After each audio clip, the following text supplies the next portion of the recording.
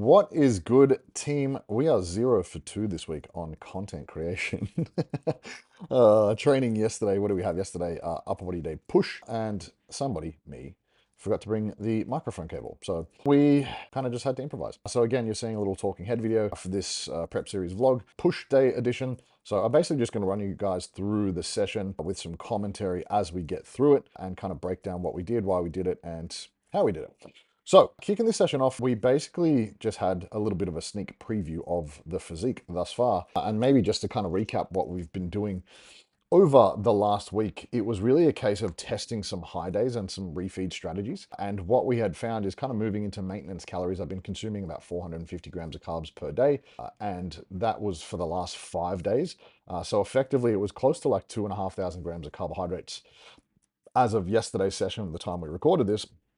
And I actually woke up this morning the lightest I had been this pretty much entire prep. So after 2,500 grams of carbs, I woke up lighter, which is very exciting. So what that kind of means is that fatigue is really dissipating. The increase in food via carbohydrates is really just kind of eliciting the response that we want to see. And I think that's the primary objective of using deload, diet break, refeed, carb ups, whatever you want to call it, is to just like dissipate fatigue in order to bring about the best physique that you can. And typically what we see here is that body weight will tend to run away.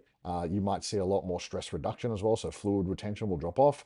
So it's really a case of like, once you're lean enough, you can have a lot of fun and you can consume a lot of food to basically peak yourself for the best look on show day. And I think a lot of times it really requires a lot more food than you potentially think. So it's been an interesting journey for me either way. So at the time of recording this video, overlay, I'm on day 6 of my high day, so it'll be really interesting to see how this plays out in today's session, but you guys will see that probably next week.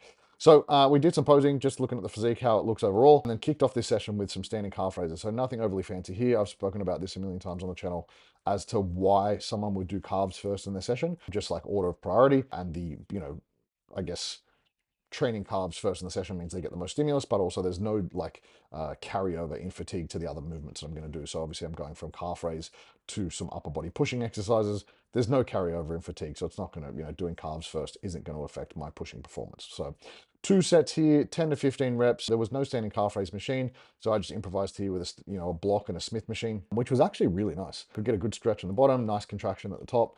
And I think based on all the current literature in terms of calf development, there seems to be a lot of confusion around calf training. Everyone's saying like you don't need to do bent knee variations because standing variations train the gastroc and the soleus exactly the same. So why would you bother with the bent knee?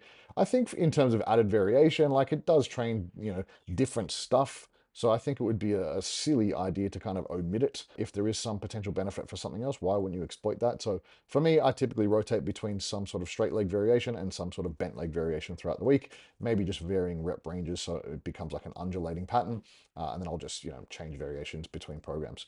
So 2 sets there, 10 to 15 reps, and then we moved on to machine flies. So the rationale here doing this first in the session, again, I think I spoke about this last week moving into this block, was fatigue management. Doing the heavy hard pressing at the start of the workout really, really means that the load is quite heavy, and the exposure to heavy loads during these phases of like, being not even, well, like 2 weeks out from show, the risk of injury is just so great. So it's really not worth trying to push it as hard as you possibly can. And I'm just looking for pretty much like strength maintenance in those primary presses. So for me, actually, and I got this question on one of my YouTube videos as well around doing flies first in the workout versus doing a press first. And the rationale for me and the answer to give everyone is like the pec fly, any fly variation that you do for that matter, like this being machine fly variation, it doesn't train any other muscles. So there's no involvement from the front delts, there's no involvement from the triceps. It's just all chest isolation. So if you wanted to train your chest effectively, I would argue that doing a movement that biases just the pecs on its own first, where you can give it the most stimulus, probably lift it with the most load, and where you are the freshest, makes the most sense. So why wouldn't you do it first? Moving on to our second exercise. So we had 2 sets, 10 to 15 reps there, and then we moved on to our second exercise, which was a machine-based press. So again, fatigue management being a primary consideration here, and something that I've spoken about a few times as well, just in terms of how you would adjust your programming on contest prep versus, in an off season. During a contest prep, nothing really needs to change other than some potential sequencing things and some exercise selection. So when we look at like exercises that require a high external stability, like dumbbell presses and things like that, we can make a case that maybe just swapping those movements to mitigate fatigue, mitigate injury, to more stable movements makes more sense, because we can still get the same amount of output. Like, there's been tons and tons of research looking at whether or not machines are better than free weights, and there is no difference. Like, your muscles don't know the difference between a free weight and a machine. It's just how much, stimulus or tension is placed throughout that tissue throughout the fullest range of motion within a high degree of intensity or close proximity to failure. So doesn't really matter. So for me, it's just kind of logical. It's like I'll move to a machine-based press versus a dumbbell before I go onto my main sort of meat and potato movement. So this one was 8 to 12 reps. It was actually a really nice machine. It was really sort of loaded in the lengthened position, so a nice deep stretch, and then it converged at the top, which I love for all my machine-based presses. If you do have the option for something that converges, I much prefer that. Once we finished there, we moved on to the Smith. So this was just one heavy hard set. My beautiful fiance there on the spot, making sure I didn't die. And this was actually a little load PB on last week. So I find, obviously training at different gyms, it's a case of kind of figuring out, how that machine moves, and if you need to adjust your load based on previous performances. So I had been doing Smith this whole time, but the Smith I was using previously had no counterbalance or no counterweight, so it was fucking heavy. Where this one, it was a little bit lighter. It had a thinner bar as well, so a lot of Smith machines will either have the thick heavy bar or the thin lighter bar. This was one of those, so I ended up taking a 10 kilo load increase here, so 130, and I think I got like 8 or 10 reps on this one, which was really nice. Very, very smooth. Pause on the chest, slow controlled eccentric, full lockout at the top. So that was a really nice set. So I'll take a load progression on that for next week as well. But yeah, like I said, one set, 6 to 10 reps there. That's my heavy meat and potato movement for the day. And then moved on to our tricep isolations. So this, by far my favorite tricep variation, the cross body tricep cable extension. Again, only one working set there. Big emphasis on locking out the elbows, squeezing as hard as I possibly can. And you can really see, like, the more I squeeze down and lock my elbows, really contract my triceps, you can start seeing all the details in my triceps now, especially the leaner I get. So I really, really advocate taking the muscles through a full range of motion, really, really contracting under load, and really emphasizing the stretch to get the most out of those movements. Next, we had 2 sets of the single arm over the shoulder extension. Again, these are really nice to kind of bias a bit more of that lengthened position in the triceps, with that sort of load being emphasized in the stretch at the top as the hand comes back towards your ears.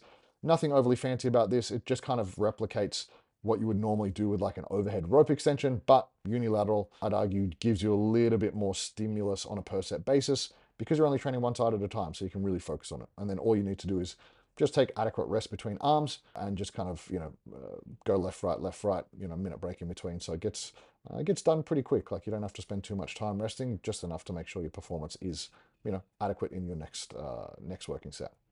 So 2 sets there, 10 to 15 reps either side. And then to finish this off, we had some lateral delts. So 2 sets of the lying cuffed raises. I love these. Again, there's nothing overly magical about doing these lying.